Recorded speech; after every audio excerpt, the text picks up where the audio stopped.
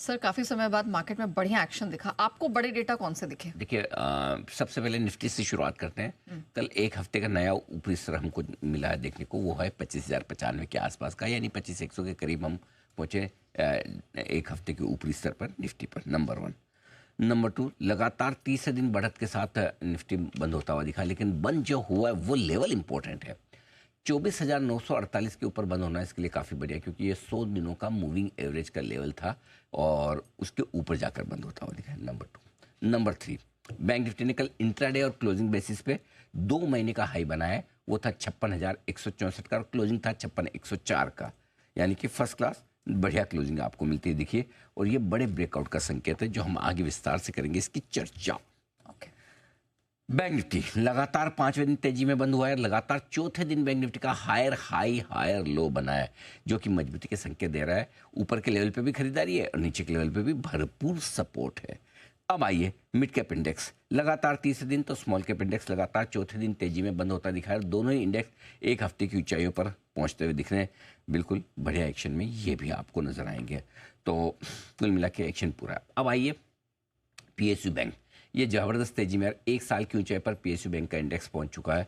वो तो सरकारी बैंकों के इंडेक्स एक साल की ऊंचाई पर है, यही प्राइवेट सेक्टर बैंक का इंडेक्स एक साल की ऊंचाई पर होता तो 57,600 पार ही हो जाता ना, फिर तो लाइफ हाई बन जाता लाइफ हाई पर होते हैं। हाँ, क्योंकि वजन उनका ज़्यादा है बैंक निफ्टी में। तो अब अभी इसलिए हम वहाँ से लगभग 3% पीछे 57,600 के आसपास का लाइव बनाया, 57,628 प्रिसाइजली। और वहाँ से हम 56,100 यानी कि 1500 पॉइंट मतलब समझिए 3% के आसपास। करेक्ट। तो 3% की तेजी अंडर परफॉर्मेंस चल रही है, सही बात है, प्राइवेट बैंक्स की। ओके। अब आइए रिलायंस। रिलायंस अपने अहम सपोर्ट लेवल 1370 से थोड़ा सा ऊपर जाकर बंद हुआ है 1375 के आसपास। तो कल एक इंटरेस्टिंग क्लोजिंग रिलायंस की आती हुई दिखी है। एचडीएफसी बैंक कल 2 हफ्ते के हाई पर पहुंचा है 977 इंट्राडे में, और अभी भी एचडीएफसी बैंक के लिए 980 ये वो लेवल है जिसको पार करने में मुश्किल आ रही। पहुंच रहे वहाँ पर 100 डीएम है, वहाँ पर जाकर रुक रहा है। सो देखना है ये लेवल मेक और ब्रेक वाला है, इसके ऊपर निकल कर टिक पाए, बंद हो पाए तो इंटरेस्टिंग होगा। अब इसमें डेटा में इंटरेस्टिंग क्या है नया, देखिए आपको याद होगा पिछले हफ्ते हम बार बार ये बात कर रहे थे कि आईसीआईसीआई बैंक का आरएसआई ओवरसोल्ड हो चुका है 23 के लेवल पे, 5 साल के निचले स्तरों पर है। और देखिए वहीं से आईसीआईसीआई बैंक घूमा है। एचडीएफसी बैंक 940 के लेवल पे पिछले 5 महीनों में 4 बार सपोर्ट ले चुका था और 5वीं बार फिर लिया, काम आ गया।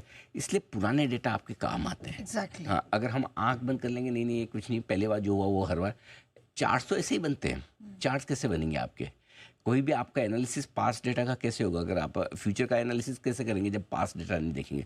सो आई थिंक जो पास्ट डेटा है वो कई बार का जरूरी नहीं कि हर बार वैसा हो, ये बात सही है कि हर बार वैसा नहीं होगा, लेकिन ज़्यादातर बार एक रीजनेबल आप अंदाज लगा सकते हैं। और सबसे बड़ी बात क्या है, अब आपको पता है कि 5 महीनों में 3 बार 4 बार जाकर अगर 940 पे रुक रहा है और वहाँ से 3 से 4%, हमने ये भी कहा 2 हफ्तों में 4% का मूव आता है। ये देख लीजिए हो गया 4%, 940 से 980 हो गया ना 4%। 2 हफ्ते लगे, 1 हफ्ता भी नहीं लगा, आ गया ना 4% का मूव। अगर आपने, और जैसे समझो हर बार डेटा सही नहीं होते, बिल्कुल ठीक बात, हर बार नए डेटा भी बन सकते हैं, बिल्कुल बन सकते, लेकिन ज़्यादातर डेटा अपने पैटर्न को रहे, और अगर जैसे आपको संकेत मिलेगा वो पैटर्न फॉलो कर रहा है, आपके तुरंत पैसे बन जाते हैं। इसलिए ये डेटा बताने के पीछे पर्पज़ ये है ताकि आप उसको यूज़ कर सके। और आई एम श्योर जो अनबायस होकर डेटा को देखेगा, समझेगा, समझने की कोशिश करेगा, खुला दिमाग रखेगा, उसको फ़ायदा तो हो भी रहा होगा। तो डेटा को देखिए, 100% डेटा कभी भी फॉलो नहीं करेंगे, ये मान के चलिए हर चीज़ को, लेकिन जब करेंगे तब करेंगे। और मैक्सिमम केसेस में करते हैं, और इसीलिए डेटा की इंपॉर्टेंस होती है। करेक्ट। तो ये आपके लिए बैंक्स के सारे डेटा। सर एफआईडीआईज में भी बड़ा इंटरेस्टिंग मूवमेंट दिखे, यहाँ आपने बड़ा डेटा क्या पकड़ा है? देखिए एफआईज की इंडेक्स फ्यूचर्स की लॉन्ग पोजीशन अभी भी 7% के आसपास ही है, कोई खास बड़ी नहीं है।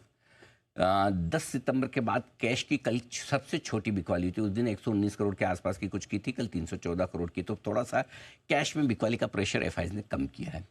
एफआईज की कैश, स्टॉक और इंडेक्स फ्यूचर्स मिलाकर तीनों जगह है तो बिकवाली ही, लेकिन छोटी 2183 करोड़ की। इन सब के बीच में लोकल फंड्स ने अच्छी खासी खरीदारी की है, और वो खरीदारी की है 5,036 करोड़ की।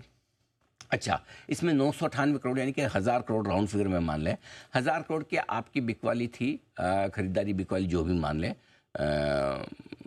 आदित्य बिरला की, आदित्य बिरला लाइफस्टाइल की। हाँ, तो भी अगर 1000 करोड़ पूरा का पूरा डोमेस्टिक फंड ने खरीदा हो तब भी 4036 करोड़ की खरीदारी, जो एफआईएस की बिकवाली के मुकाबले में काफ़ी बेहतर माना जाएगा। करेक्ट। सो मेरा ये मानना है कि कल के डेटा उस लिहाज से काफ़ी मजबूत, काफ़ी बेहतर है। स्पेशली घरेलू फंड ने जिस तरह से जोश दिखाया है वो काबिल तारीफ है। ऑलराइट, चलिए, तो एफआईएस समझ लें, लेकिन ग्लोबल मार्केट यहाँ पर तो बड़े एक्शन अलग अलग एसेट क्लासेस में दिख रहे हैं। सर ये बताइए। S&P 500 लगातार चौथे दिन लाइफ हाई पर है। और मैं बार बार ये कहता हूँ कि अमेरिका की तेजी को भांपने का सबसे सही इंडेक्स S&P 500 है। ये शटडाउन का वेट कर रहे थे क्या? पता नहीं भाई साहब, भी ये अमेरिका के बाजारों को मतलब क्या पता है क्या हुआ है। न उनको टैरिफ का असर पड़ता है, न ट्रंप का असर पड़ता है, न उनको किसी और चीज़ का, मतलब दे आर इम्यून। मतलब कोई भी खबर आए, कोई भी स्टेटमेंट आए, कुछ भी हो, शटडाउन चल रहा है और बाजार भागे जा रहे हैं। और कल फिर से एक बार अमेरिका में शटडाउन की कोशिश को हटाने की कोशिश हुई, बिल फिर से रखा गया, फिर फेल हो गया, उसके बावजूद लाइफ हाई पर है। तो S&P 500 लगातार चौथे दिन। अच्छा, मज़े की बात है कि इस बार ऐसा लग भी नहीं रहा कि ये शटडाउन जल्दी खत्म होने वाला है। क्योंकि ट्रम्प तो एग्जाम्पल बोल रहा हूँ, लिटरली मत लेना, कुत्ते की दुम है, हमारी कहावत है ना। हाँ, तो वो वैसा जल्दी से मारने वाले सीधे होने वाले हैं नहीं। तो भाई देखो क्या होता है कि पॉलिटिक्स में क्या होता है, जब आपको कोई काम करवाना होता है तो पक्ष विपक्ष बैठता है सामने कि भाई हमको इस चीज़ पर, पक्ष वाले बोलेंगे भाई देखो हमको इस चीज़ पे आपकी सहमति चाहिए, बिल पास करवाइए। विपक्ष वाले बोले भाई हमारे ये 2 काम करके दो, यहाँ पे हमारी बात तुम मानो, हम तुम्हारी बात यहाँ मानेंगे। चलो यार, ये नहीं, ये नहीं, चाय समोसा और सब, फिर थोड़ी बहुत डिस्कशन, लेन देन, इन अ सेंस की मतलब कि भाई ये आप कर लो, ये हम कर ले, वैसा वैसे बात आगे बढ़ती। यहाँ तो ऐसी गुंजाइश ही नहीं है ट्रम्प साहब के। अब वो तो मतलब दूसरे देशों के प्रेसिडेंट को नहीं छोड़ते। इनफैक्ट ऑपोजिशन लीडर के तो बयान ये भी आ रहे थे कि ये तो हमसे बात भी नहीं कर रहे हैं। हाँ, तो अरे वो सही बोल रहे होंगे बेचारे, हाँ, गलत नहीं बोल रहे होंगे। मतलब मैंने तो पढ़ा नहीं, मैं तो अंदाज से बोल रहा हूँ। हाँ, पढ़ रही थी उनका कमेंट तो उनको तो पढ़ी ही नहीं है। तो भगवान भरोसे चल रहा है अमेरिका, नहीं ट्रम्प भरोसे। ओके, तो कुल मिला के मामला ये है कि शटडाउन के खतरे के बावजूद, खतरा क्या, शटडाउन तो चल ही रहा है। अभी एक बार एक डेटा निकलवाते हैं कि पिछली बार, अच्छा बग्गा साहब आएंगे आज, तब उनसे पूछेंगे लंबा शटडाउन अब तक के इतिहास का कब तक सबसे ज़्यादा लंबा चला होगा। हमारी टीम को बोलूँगा बग्गा साहब को एक बार फ़ोन करके पूछिए कि इसका जवाब तैयार रखे कि शटडाउन का कब तक लंबा शटडाउन अब तक सबसे ज़्यादा कब चला है। मेरे ख्याल से बीच में 30-40 दिन का शायद एक रिकॉर्ड था, जहाँ तक मुझे याद है। 35-36 दिन का एक रिकॉर्ड है, लेकिन वो 90s में था। हाँ, बहुत पुराना है, बहुत मिड पुराना। 90s। हाँ, जब हम अस्तित्व में नहीं थे तब के समय का है, क्योंकि अस्तित्व के बाद का होता तो पता रहता था। ठीक है, 95 से 96 के बीच में 35 दिनों का सबसे लंबा शटडाउन हुआ है अमेरिकन हिस्ट्री में। तो चलिए ये है। अब आइए S&P 500 इस साल 32वीं बार रिकॉर्ड हाई पर बंद हुआ है। ये है कमाल, एक के बाद एक अपने रिकॉर्ड तोड़ते हुए। नेस्डेक ने भी कल इंट्राडे और क्लोजिंग बेसिस दोनों पर रिकॉर्ड हाई बनाया। डाउ आपको लग रहा नहीं बना, कोई क्या फर्क पड़ता है, 60 पर नीचे बना और रिकॉर्ड हाई के बेहद करीब बंद हुआ है, तो ऐसे कोई खास बात है नहीं। अब आइए मेरे 2 अनमोल रतन, यही है राम लखन, एकदम सोना और चांदी। क्या तेजी हो रही है भाई। M6 गोल्ड 1,20,600 और ग्लोबल मार्केट में $3,999, यानी कि $4,000 हो चुका है गोल्ड। यस, ये हिस्टोरिक फिगर हो गया। देखने वाले देखते रह गए। सही बात है। चांदी 1.5 लाख के करीब पहुंचती हुई दिख रही है, 1,48,000 के बेहद पास, 1,47,970, कल से ठीक 1,000 रुपये ऊपर का नया रिकॉर्ड हाई बनाया। करेक्ट। सोना 10 दिनों में 10,000 रुपये महंगा हुआ है। हर रोज 1,000 रुपये की रन रेट से दौड़ लगाता हुआ सोना, 2,000 रुपये की रन रेट से दौड़ लगाती हुई चांदी। MCX पर कॉपर नए लाइफ हाई पर पहुंच चुका है। एल्यूमिनियम के दाम 8 महीने की ऊंचाई पर है। रोज शुगर के दाम भी 2 महीने की ऊंचाई पर है। कमोडिटीज में आग लगी है, बिल्कुल आग लगी है, पूछिए मत।